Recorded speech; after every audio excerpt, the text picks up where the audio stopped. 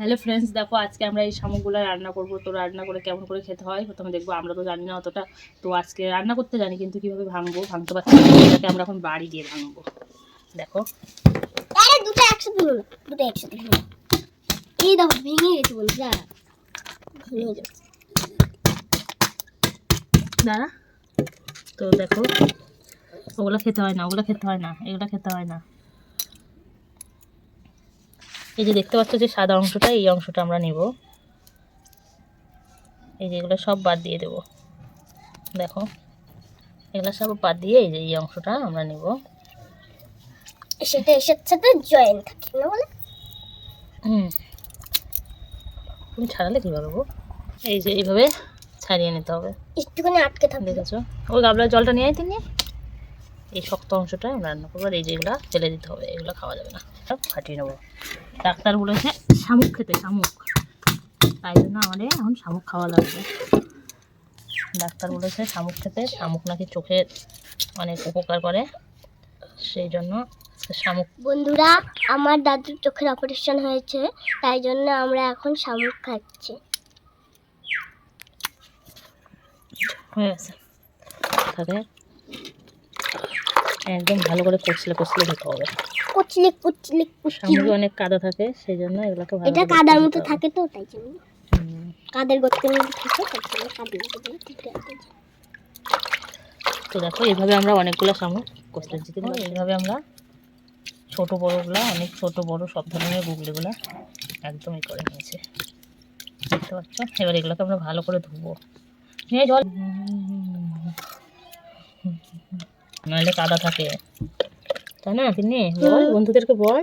হ্যাঁ বন্ধুরা, এই এই শামুকগুলো গর্ততে থাকে। আর শামুকগুলো অনেক ভালো করে বাছতে হয়, কারণ ফাটিয়ে ফাটিয়ে নিয়ে নিয়ে ভাঙছি যেহেতু, সেহেতু একটু ভালো করে বাছতে হয়। এই দেখো কত নোংরা বেরোচ্ছে। এই জল নিয়েছো তুমি? জল নিয়েছো? নোংরা বেরোয় প্রচণ্ড, এত কাদা বেরোচ্ছে। ধুতে গেছে বেরোতে গেছে।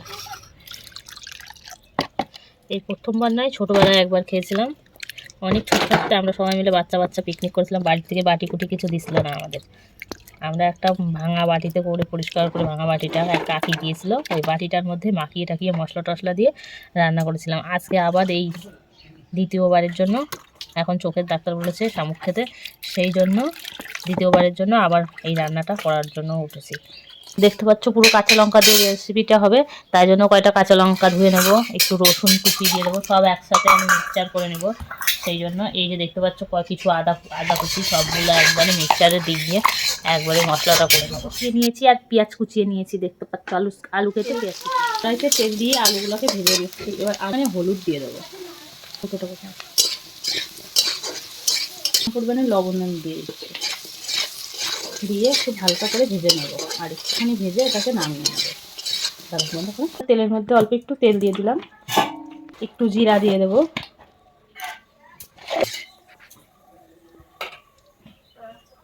এবার দিয়ে দেবো পেঁয়াজ কুচিগুলা।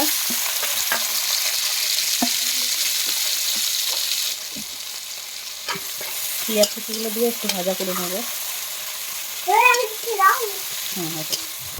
আদা বাটা, রসুন বাটার, কাঁচা লঙ্কার যে পেস্টটা, সেটা আমি দিয়ে দিচ্ছি।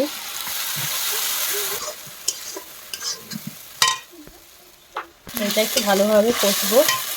আর এদিকে যে ধনে আর জিরে দিয়ে আর গরম মশলা দিয়ে একবারে আমি এটা পিষে নেব। এই মশলাটা কষানোর সাথে একটু লবণ, একটু হলুদ দিয়ে মশলাটাকে একটু কষানো। আদাটা বাটা হয়েছিল, অনেকটা কষানো হয়ে গেছে। এবার এই শামুকগুলো এর ভেতরে দিয়ে এইভাবে কষাবো। এবার শামুকগুলোকে দিয়ে ভালো করে কষিয়ে নেব। কষা ঠিক আছে, তুমি মশলাটাকে কুচিগুলো সুন্দর করে দিয়ে দেবো।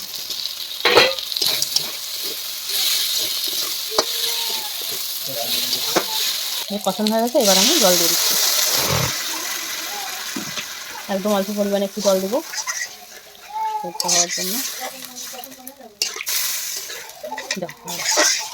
এটা এবার ফুটবে একটু, আর আমরা স্পেশাল মশলাটা ধনে দিয়ে, গরম মশলা দিয়ে, জিরে দিয়ে মশলাটা একটু করে নেব। গরম মশলার স্পেশাল পেস্টটা দিয়ে দিতে হবে।